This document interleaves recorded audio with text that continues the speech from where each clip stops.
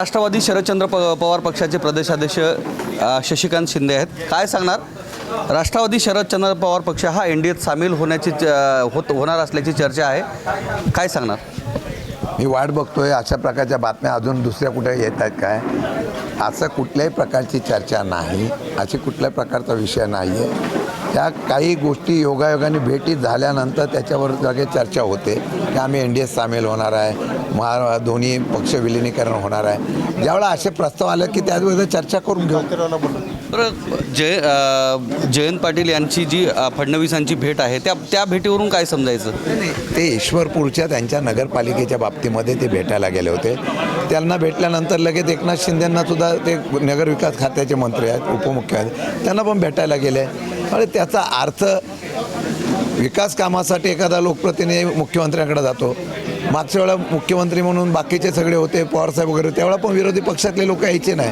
त्यामुळे त्याचा वेगळा अर्थ काढण्याचा काय अर्थ नाही. या कालावधीमध्ये ज्यावेळेस विलिनीकरणाची चर्चा आहे त्यावेळेस राष्ट्रवादी विलिनीकरणाच्या बाबतीमध्ये कुठलाही प्रस्ताव आमच्याकडे आलेला नाही. आल्यानंतर काय निर्णय घेतो ते शरद पवार साहेबांच्या सारखं नेतृत्व आमचं, ते काय अधिकृतपणे जाहीर करतील. असा आपण प्रदेशाध्यक्ष आहात. जर विलिनीकरणाचा खरंच प्रस्ताव जर आला तर त्या संदर्भात तुमची भूमिका काय असेल? तुम्हाला काय वाटतंय? अजून माझ्याकडे प्रस्तावच आला नाही आहे, चर्चाच झाली नाही. तुम्ही जर तर का बोलू मला कळत नाही. अजून असा प्रस्ताव आला तर विचार चर्चा, पण प्रस्तावच आला नाही तर काय चर्चा करायची? मात्र ह्या सगळ्या चर्चा आता काही दिवसापासून होताना पाहायला मिळतं. अधिवेशनाच्या या 18 ते 20 दिवसाच्या कालावधीमध्ये सुद्धा ती चर्चा होती आणि त्याच्यामध्ये भेटीगाठी वाढल्या. मागच्या वेळेला पवारसाहेब अजितदादा एकत्र असताना पक्ष एकत्रीकरण करण्याचा विषय झाला होता. त्यावेळेला काही भूमिका आम्ही पवारसाहेबांनी मांडली होती की पक्ष आपण एकत्र करताना काही मुद्दे मांडले होते, त्याच्यावर परत चर्चा झाली नाही. आज परत त्याच्यावर चर्चा झाली नसेल तर मी परत चर्चा का करायची? सुनेत्रा पवार आणि तटकरे यांच्यातला जो अंतर्गत वाद आहे त्या वादासंदर्भात तुम्हाला काय वाटतं? कारण सुनेत्रा पवार ह्या पक्षप्रमुख आहेत राष्ट्रवादी अजित पवार पक्षाच्या. मात्र त्यांच्या पाठीमागे बैठका घेण्यात येतात, थेट वर्षावर बैठक घेण्यात आली. त्या संदर्भात तुम्हाला काय वाटतं? मला वाटतं की ते पण त्यांच्या वैयक्तिक कामासाठी गेले असतील.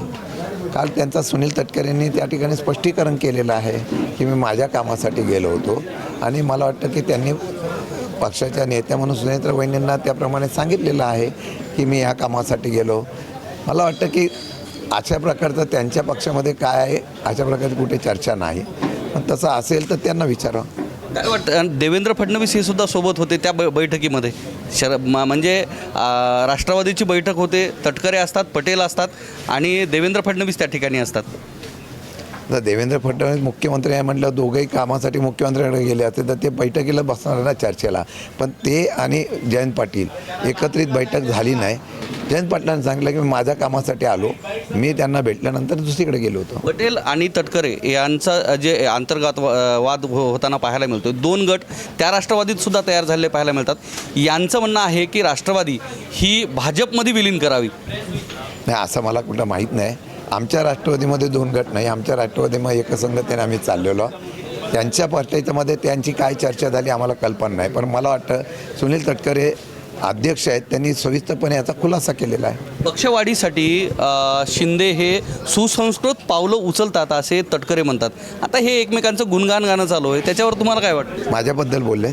तुमच्याविषयी नाही, मी एकनाथ शिंदेविषयीचं बोलतो. मग त्यामुळे ते एकनाथ शिंदेंच्याबद्दल त्यांनी कौतुक केलं का शशिकांत शिंदे? एकनाथ शिंदेबद्दल बोलला तर त्यांना विचारा.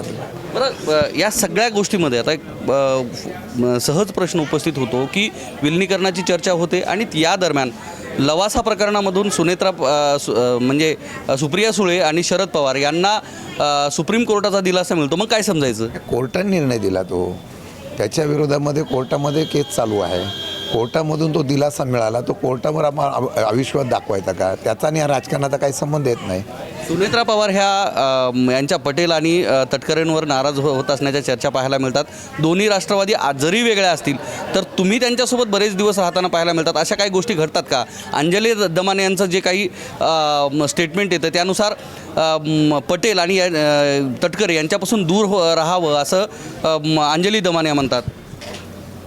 त्या पक्षामध्ये सुनेत्रा पवार वहिनी आणि त्यानंतर तटकरे आणि त्याच्यानंतर प्रफुल्ल पटेल यांच्यामधला काय विषय असेल तर तो ते सांगतील. त्यांचा विषय मी कसा सांगू शकतो? एक दुसरा आता परत मी सांगतो की त्यांच्या पक्षामधलं काय याच्याबद्दलची चर्चा आमच्याशी कोणी केलेली नाही. परत पक्ष एकत्रीकरणात ते काय करायचं, मग ते आमच्या पक्षात येणार का काय करणार, असा कुठलीही चर्चा झालेली नाही. त्यामुळे त्यांच्या पक्षामध्ये काय चाललेलं असेल तर त्याचा खुलासा ते करतील. तटकरे याच्यावर म्हणतात की विलिनीकरणाचा विषय आमच्याकडून आहे, मात्र शरद पवारांकडून विलिनीकरणाचा विषय हा थांबलेला आहे. नाही, असं नव्हतं. अजितदादाने आम्ही असताना विलिनीकरणाच्या वतीमधला निर्णय झाला होता, पण त्यानंतर आमच्यावर असे आरोप करण्यात आले की अजितदादांच्या नंतर ह्यांनाच घाई झालेली आहे. खरं म्हटलं तर अजितदादांचं स्वप्न, त्यांची इच्छा पूर्ण करायचं त्यांच्या दिवंगत झाल्यानंतर आमची इच्छा होती, पण त्यानंतर आम्हाला असं दाखवण्यात आलं की आम्ही असं करतो आहे म्हणून. पण आम्ही हा विषय तिथं थांबवला होता. त्याचा उल्लेख तटकरेंनी सुद्धा केलेला आहे. त्यांच्याकडून अशा प्रकारची काय चर्चा आली तर त्यांनी चर्चा तर करून द्या. चर्चाच आली नाही तर मी कसं बोलू शकतो?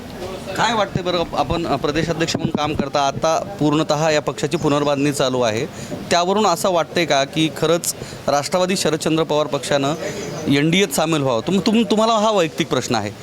कार्यकर्त्यांच्या काय भावना आहेत? आताच संवाद बैठक पार पडली आहे, कार्यकर्त्यांच्या काय भावना आहेत? सत्तेत राहावं की सक्षमपणे विरोधक म्हणून उभं राहावं? तुम्हाला काय वाटतं? की शरद पवारांच्या असलेल्या भूमिकेच्या बाहेर आम्ही आणि कार्यकर्ते कोणी नाही, पक्ष नाही.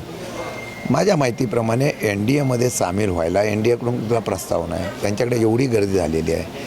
आम्हाला वाटतं की विरोधी पक्षाचा स्पेस आहे, त्याप्रमाणे आता पक्ष संघटना मजबूत करून विश्वास आहे की 2029ला बदल होऊ शकतो. लोकांमध्ये नाराजगी आहे, त्याच्यामध्ये आपण त्या ठिकाणी निश्चितपणे द्या म्हणून आपण पक्ष संघटना मजबूत करतो. कार्यकर्त्याची ती भावना आहे, त्या पद्धतीने आम्ही काम करतो आहे. येणाऱ्या काळामध्ये आम्ही 100% विजन 2029 ठेवून कामाला लागलेलो. आता शेवटचा प्रश्न आहे, ज्या पद्धतीच्या चर्चा होताना पाहायला मिळतात की केंद्रीय मंत्रिपद जे आहे ते NDAसोबत गेल्यानंतर सुप्रिया सुळेंना केंद्रीय मंत्रिपद, त्यानंतर अर्थ खातं हे जयंत पाटलाकडे राहणार, या पद्धतीची ज्या पद्धतीनं चर्चा आहे या चर्चेमध्ये कितपत सत्यता आहे?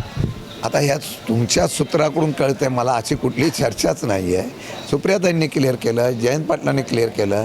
आता सगळ्यांनी सांगितल्यानंतर असं मिळणार तसं मिळणार, प्रस्ताव तर कुठला येऊन द्या, प्रस्तावच कुठला नाही त्याच्यावर चर्चा करून काय आपण बातमी करतो मला कळत नाही.